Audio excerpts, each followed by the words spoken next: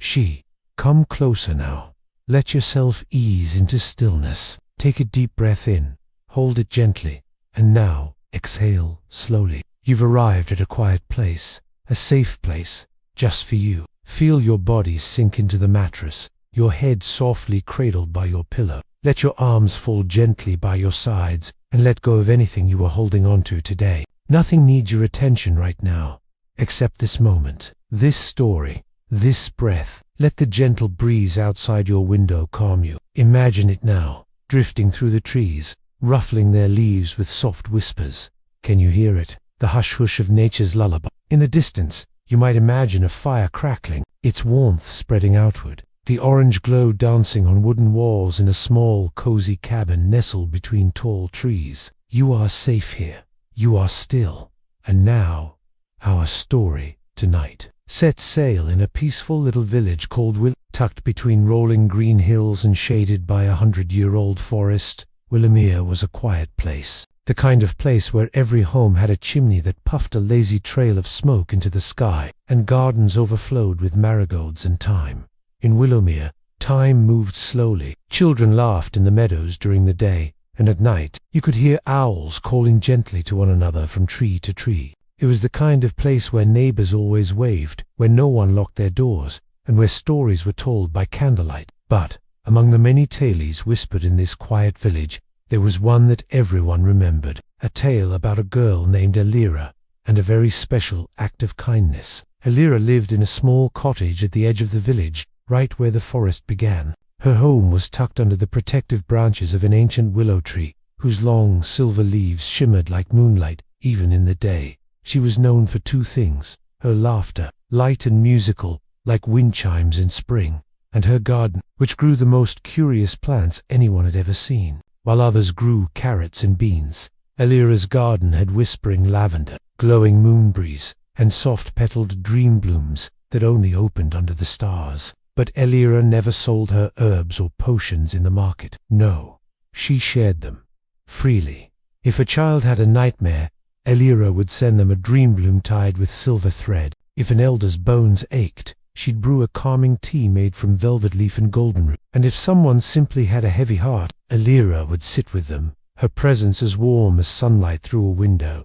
Many wondered why she gave so much, why she shared without asking anything in return. But Elira would only smile, her eyes soft, and say, because kindness grows when it's given, just like seeds. And the village believed her. Until the day the frost came early. It began as a whisper on the wind. The geese flew south 2 weeks too soon, their wings cutting across the sky like distant sighs. Leaves that had just turned golden began to fall in thick clusters, and a chill crept into the soil. Elira noticed it first. Her moonbreeze closed before nightfall. Her dream blooms drooped, even under starlight. By the end of the week, her entire garden had withered. The frost had come, and with it, a quiet fear. Winter would be long this year, longer than any before. And though Willowmere's people were kind, they were also frightened. For the first time, they began to count and measure, to lock their larders and seal their doors. Even the friendliest neighbors became cautious, wary of sharing too much, of giving too freely.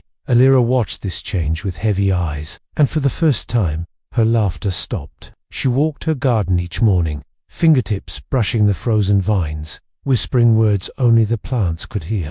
And then, one day, she vanished. No one knew where she'd gone. Her cottage stood empty, the windows dark, the door slightly ajar, as if waiting for someone to return. Some thought she'd gone deeper into the forest. Others believed she had followed the migrating birds. But her absence was felt deeply, and though the frost deepened, something else took root in a strange stillness. Without Elira's warmth, the village felt colder. Without her teas and dream blooms, the nights grew longer. Children stopped laughing in the fields. Neighbors passed each other in silence. And then, one snowy evening, something changed. A small knock echoed on the wooden door of old Bramble's cottage. He was the oldest in the village, his beard as white as snow, his bones stiff with age. When he opened the door, he found a bundle on the step, wrapped in moss-green cloth, tied with silver thread. Inside, a tiny glass vial, filled with golden liquid that shimmered like firelight, and a note written in Elira's handwriting.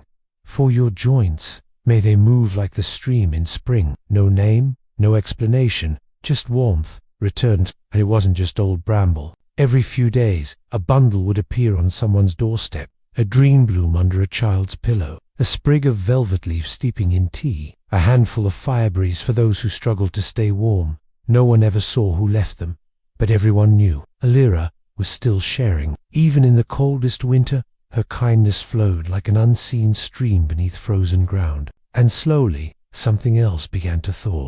The very next morning, little Mary woke to find a woven pouch tucked beneath her windowsill. Inside, nestled in soft forest moss, was a single moonberry glowing faintly, pulsing like a heartbeat. She gasped. The berry was warm to the touch, and as her fingers curled around it, she felt the most curious sensation, as though someone had wrapped her in the gentlest of hugs. Mary had been having restless nights, plagued with dreams of dark forests and lost paths. But that night, she slept without a stir, and in her dreams, someone sang to her, a melody so soft and serene it felt like clouds brushing the skin. From that day on, whispers stirred through Willowmere, not whispers of worry, but of wonder. "Did you hear?" they would murmur over warm bread. "Elira's still with us, still sharing." Though no one could find her, her spirit lingered in every quiet kindness, every unexpected gift. Slowly, slowly, the village began to soften. One by one, doors began to open again. Neighbors began leaving things on one another's steps, a small pie,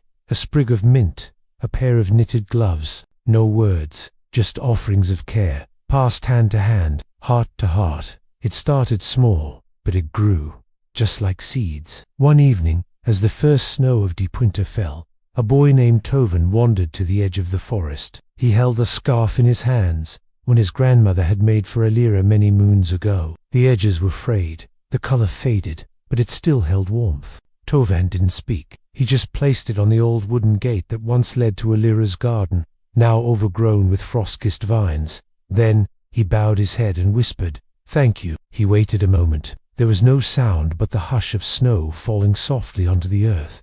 But as he turned to go, he felt it, a breeze, impossibly warm, brushing his cheek. And in the snow, footprints, barefoot, leading into the woods. He followed, step by step, heart beating slowly, breath visible in the chilled air. The forest grew thicker, deeper, but not darker. Tiny orbs of golden light bobbed between the trees, illuminating his path. He passed trees draped in frost, branches arched like cathedral ceilings, and moss that sparkled like crushed gems. It was a place out of dreams, or perhaps a place found only in stories told beside the hearth. And there, in a clearing, beneath a tree that shimmered with silver leaves, she stood, Elira. Her hair, longer now, glistened with frostlight. She wore a robe made of woven moon petals and wind. Her eyes, those same soft eyes, met his without surprise. "Toven," she said, her voice no louder than a whisper, yet it echoed gently all around them. "I was waiting for you." He stepped forward, slowly. "I wanted to give this back to you," he said, offering the scarf. She smiled, taking it in her hands, holding it to her cheek.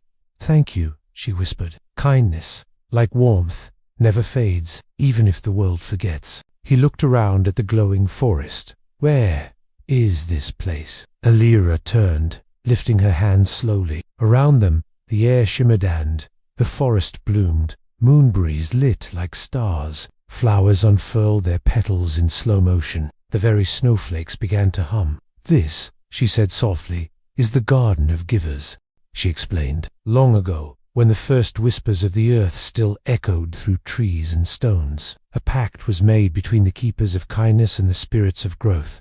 Anytime someone gave freely, shared without expecting, a piece of that energy would be sown into this hidden realm. It was here, in this secret garden, that those tiny seeds of kindness bloomed into something beautiful. Elira had come here when the frost took her garden, not to hide, but to tend to this sacred space. To remind it, she said, brushing her fingers along a petal, that people still care, that sharing is not forgotten." Toven stood in silence, eyes wide. "So every time someone gives, this place grows," she nodded. "Even now, your village is warming again, and the garden listens." He looked around, and for the first time, noticed tiny flickers sprouting new buds, new leaves.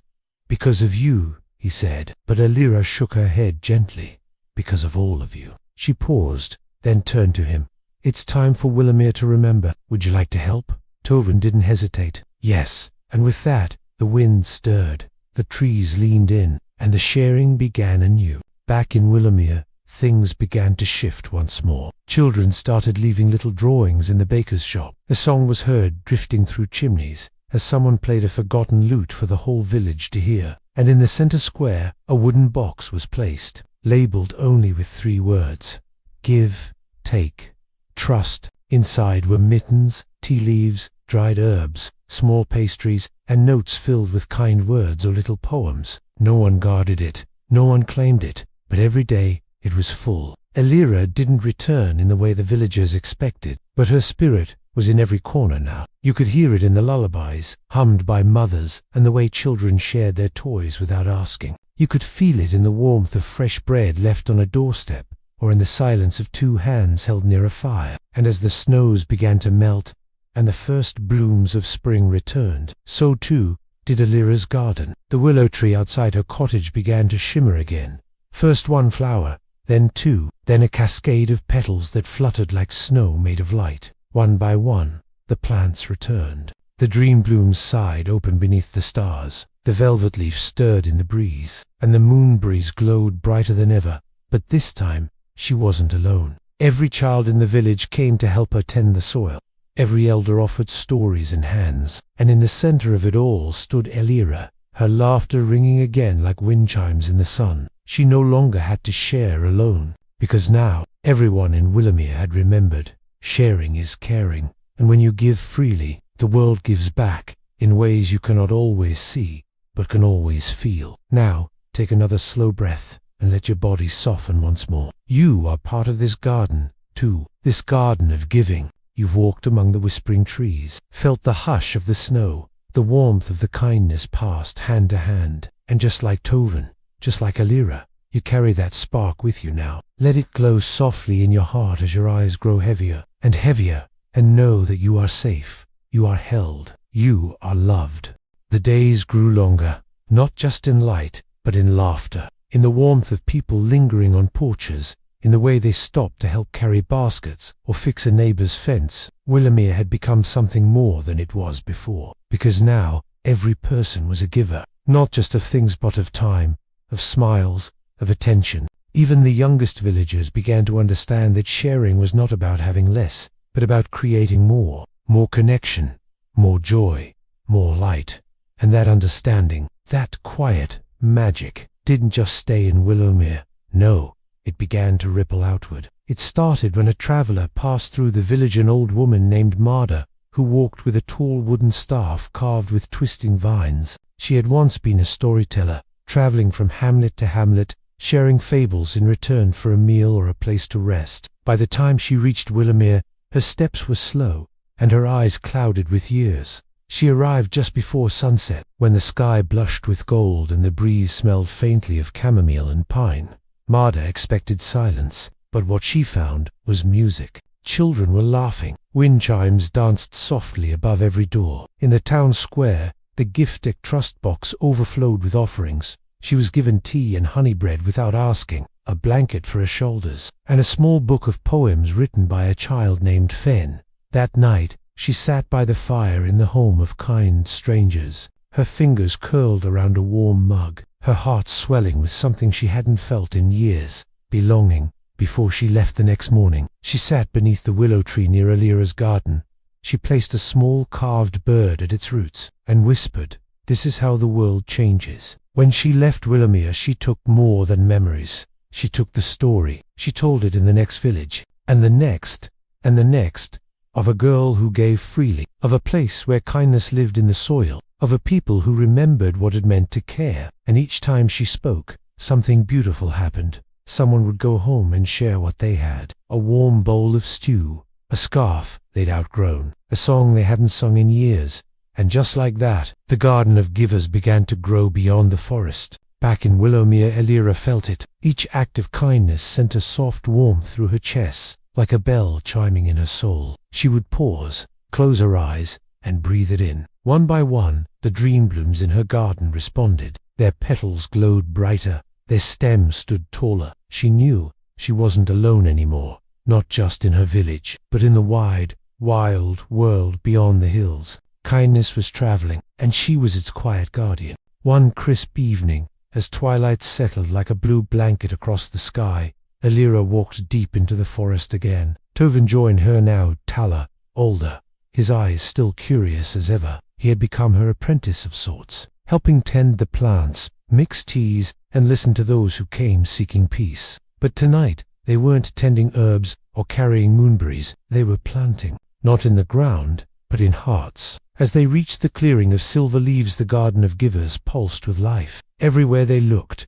the evidence of giving was visible. Flowers that only bloomed when someone offered time to another. Trees that grew rings, not with years, but with shared laughter. And then, Elira touched a stone in the center of the garden. It shimmered under her fingers, revealing a map knot of landward of light, glowing lines that traced where stories had traveled, where giving had taken root. Villages lit up like lanterns. Whole regions sparkled like constellations. She turned to Tovin and smiled. "Would you like to see where it goes?" He nodded, and just like that, the wind rose gently around them. The forest shimmered, and they were carried, not through space, but through story. They found themselves on a mountaintop, where a boy named Haru shared his last piece of bread with a lost fox cub. They stood in a desert village, where two women traded water for laughter, weaving joy into every stitch of cloth. They hovered above a fishing boat, where an old man taught a child not just to catch fish, but to thank the sea with quiet reverence. Each moment a gift, each act a spark, and each spark returned to the garden. Back in Willowmere, the village celebrated the first day of Springlight Festival. It had become a tradition now, to honor giving. Homes were decorated with shared ribbons passed from hand to hand, dyed with petals from Elira's garden. Children dressed as little givers, wearing satchels filled with tiny scrolls of kindness. Each scroll contained something simple. "You are enough. Your smile warmed my day. Thank you for being you." And those who received them often wept with joy. It wasn't the scrolls themselves, but what they represented, that someone had thought of them, that someone had shared. And so, beneath lanterns made of pressed flowers, and music played from carved flutes, the village danced barefoot in the fields, their laughter rising like birds, their hearts full. Let yourself drift now. Imagine you are there, on the hill above wood, the stars beginning to bloom in the sky, one by one, soft and silver. A breeze wraps around you like a gentle shawl. Below, you hear music, the kind that fills the space between words. You smell lavender and warm bread, and something faintly sweet, like honey melting on the tongue. You are wrapped in peace, because you too are part of this story. You too carry a giving heart, and as your breath deepens, as your body softens, know this: every gentle act, every kind word becomes a seed, and every seed becomes a garden. Even in the quiet dark, something beautiful grows. Just let your thoughts begin to slow now, like a stream gently winding through a valley. There's no rush, no place to be, just this story, and the warmth it brings. Let the quiet surround you like morning mist. Now, listen closely, because even as Willowmere slept beneath a sky dusted with stars, the story continued. Elira, too, had begun to dream differently. In her sleep, she no longer wandered the woods alone. Now, she saw faces, new ones, children she had never met before, smiling beneath trees she'd never walked, hands passing cups, blankets, letters. She felt a thread connecting them all, delicate but unbreakable, like spider silk touched by dew. These weren't just dreams, they were echoes, reflections of the kindness she had sparked, now blooming in places she'd never been. And with each dream, the garden of givers expanded. The forest around it grew more radiant. New flowers appeared overnight, ones that whispered stories when touched. Some even sang lullabies in the gentlest of voices. Elira knew the world was healing, one gift at a time. Tovin, now a young man, had begun to teach others. He led small groups of children through the forest, showing them how to listen to the trees, how to tell when a plant needed a little more sun, or a little more love. They called him because he never moved through the world without leaving something behind: a smile, a flower, a folded note tucked into a hollow log. He didn't ask for praise, didn't speak loudly. He simply gave, just as Elira had, and like her, he was beginning to glow from the inside out. One morning, before the sun had quite risen, Elira stood by the old willow tree that shaded her garden. The air was cool, and the first light painted the sky in soft pink and honey. In her hand, she held a small object round and smooth, made of amber glass. It was a seed, not of any plant, but of memory. You see, the garden of givers had one more secret. It didn't just grow flowers, it grew moments. Every act of giving, of sharing, planted something invisible, something sacred, and from time to time, these seeds would form a memory distilled into a soft, glowing orb.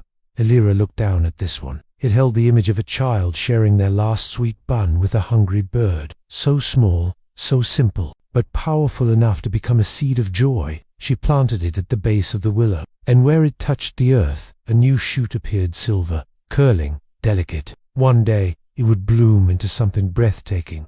But for now, it needed rest, just like you. So take a moment now to slow your breathing once more, and out to let your chest rise softly, then fall like waves on a quiet shore. Feel how light your body has become, as if you're made of moonlight and dreams. Let go of any tension left in your shoulders, your fingers, your jaw. You are in the garden now. You are safe. You are part of something greater than yourself, something beautiful. The next chapter of the story begins with a little girl named Lyra. Lyra had never met Elira, but she had heard the stories. She lived her valleys over, in a village where the ground was rocky and the winds often harsh. Her people worked hard to notice the tiny joys, until the day Lyra wandered beyond the edge of the village and found a flower. She had never seen one before. Its petals were soft as sleep, and when she touched them, a melody rose into the airlight, slow, like the sound of starlight falling. She picked the flower and tucked it behind her ear, and from that moment on, Lyra could feel what others felt. She could sense when someone was sad, even if they smiled, when someone was cold, even if they said they were fine, and she began to offer little things. A scarf for a shivering merchant, a song for a lonely boy, a warm loaf she'd helped her mother bake, left quietly on the doorstep of an elder who lived alone. Her village didn't change overnight, but it noticed her, and slowly began to follow. You see, kindness doesn't always roar. Sometimes it whispers. Sometimes sometimes it comes as a single shared smile that echoes into 100 hearts. And so, Lyra too became a gardener, a giver, a sower of peace. And somewhere, far away, in the hidden forest, the garden of givers bloomed brighter. A flower opened that had never been seen before. Petals of deep indigo, rimmed in gold. It sang Lyra's name into the wind, because every act of kindness is remembered. Every gift, no matter how small, is planted in the heart of the world. So now, just let that settle into you.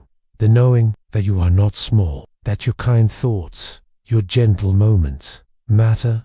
They take root. They spread warmth. They live on, in stories whispered under stars, in petals that glow under moonlight. You are part of the garden, and the garden is part of you. Rest in that truth. Let it hold you. Let it rock you, gently, like a lullaby sung by the trees.